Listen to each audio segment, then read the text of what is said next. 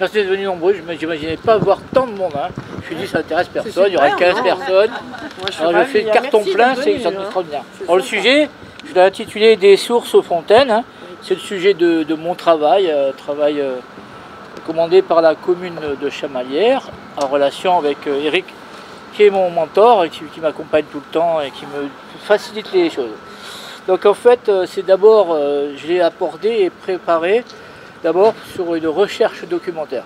J'ai accès au moins 10 jours de travail, j'ai dû lire plus de 1000 pages de différents documents qui existent dans les archives de la commune, notamment les archives techniques, grâce d'ailleurs aux anciens agents techniques et responsables qui étaient avant Eric et l'équipe actuelle, qui ont fait un énorme travail de compilation, qui ont fait des plans, qui ont été faits d'ailleurs à la main sur des carnets quadrillés. Ça a été fait aussi sur des plans après dessinés sur des grands pans comme la trace, parce qu'évidemment l'informatique n'existait pas, tout se faisait à la main à l'époque. Hein, donc on a toute une série d'archives avec un très bon rangement d'ailleurs, qui a été une collation de documents extraordinaires, sauf qu'il faut passer un temps fou dessus parce que finalement l'information n'a pas été transmise d'équipe à équipe, et en plus il y a eu une difficulté, il y a une difficulté énorme à comprendre, c'est que pour pouvoir retrouver le passage des cheminements de l'eau des sources jusqu'aux fontaines, il y a un vrai problème. C'est comme dans le désert, il y a des cailloux et dessous vous avez le sous-sol, c'est la vide. Hein. Donc je vais essayer de vous faire comme une enquête à travers la ville pour faire découvrir petit à petit tout le cheminement de mon travail, qui d'ailleurs un petit moment a eu un petit problème on a eu un échec, et comme dit un de mes amis, l'obstacle c'est le chemin. C'est-à-dire qu'on regarde l'obstacle, puis après on le contourne, on trouve ce qu'on va dire. Est-ce que tout le monde m'entend bien? Bon, tant mieux, à la bonne heure. Si vous n'entendez pas bien, il faut rapprocher, on fait groupir, on fait comme au rugby, hein. Ici on est en Auvergne. Hein.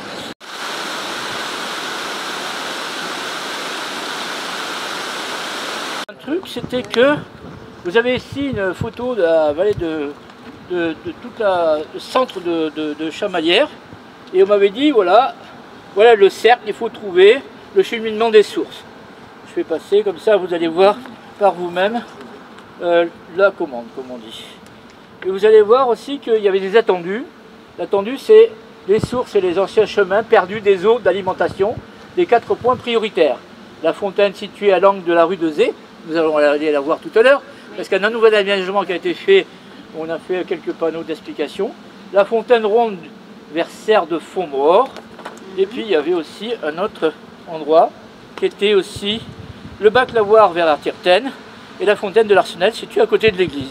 Donc je fais passer les petites choses, comme ça vous pouvez les visualiser par vous-même, ça sera beaucoup plus simple. Alors dans les documents trouvés en premier, a été trouvé ce genre de documents ici, qui sont une cartographie de la Tirtaine en fait. Il faut savoir que ce qui draine, qui est le point principal ici aussi, c'est la Tirtaine. La Tirtaine prend sa source vers le Puy-de-Dôme, elle descend en canyon et elle passe Orsine, elle descend sur Roya, puis après elle traverse en diagonale toute la ville de Chamalières et elle continue sa course sous Michelin et va jusqu'à l'Allier. Hein. Et bon, la Tirtaine, c'était, disons, on va dire le réseau principal de l'écoulement de l'eau, et en même temps, ça a été une occupation principale. D'abord, tirer de l'eau pour la boire. Bon, je ne sais pas quelle qualité elle pouvait avoir il y a 2 siècles ou 3 siècles. Puis après, les sources qui vont autour. En plus, par-dessus est arrivé les sources thermales, qu'on trouve à Roya, mais on en trouve aussi à Chamalières, sous les coulées de lave et autres, dans différents endroits. Et puis après, on a voulu, évidemment, comme la Tirtaine a servi pour devenir il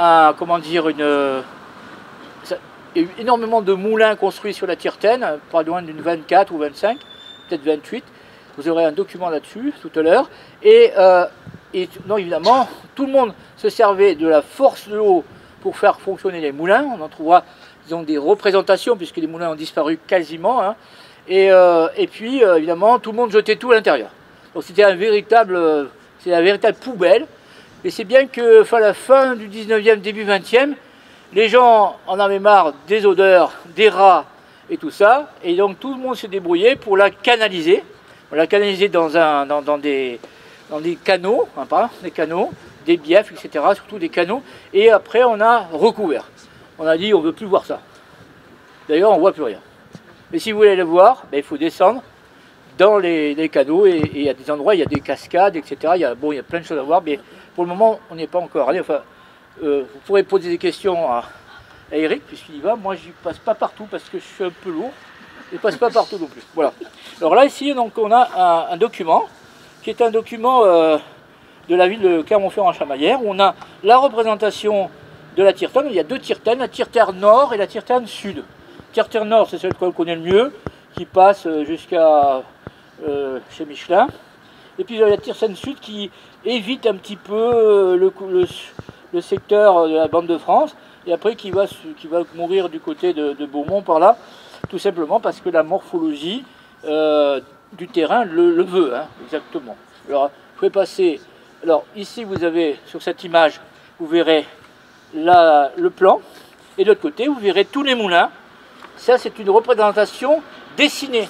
Une représentation dessinée par un ingénieur de l'époque, hein, qui avait un bon coup de crayon, on peut dire, et puis une bonne vision des choses. Il a représenté, c'est la représentation originale des moulins de la rivière Tirtaine. Alors vous allez voir, il y a un paquet de moulins. Hein.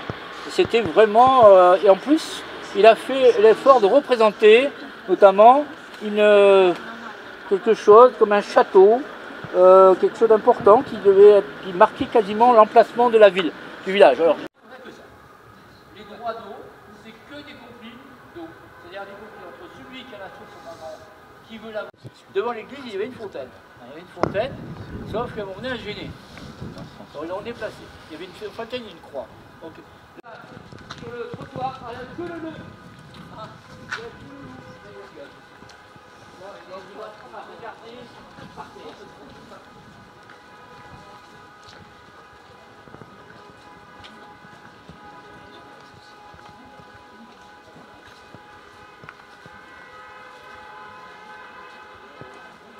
C'est-à-dire vous avez de l'argile et du sable.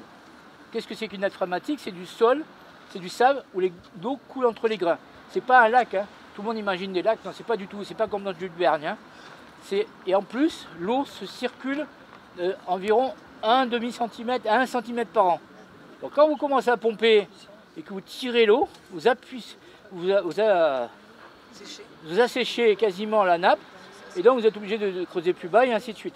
Si vous regardez, alors il y a un travail encore à faire ici que j'ai pas eu le temps de faire, c'est d'aller dans toutes les propriétés, de voir tous les puits, voir les hauteurs de puits, voir aussi des endroits où on a mis des piézomètres, c'est-à-dire des tubes dans le sol, pour voir à quelle hauteur se trouve l'eau sous nos pieds. C'est un travail, c'est un travail de Gaulois sous les Romains, on va dire, hein, plutôt.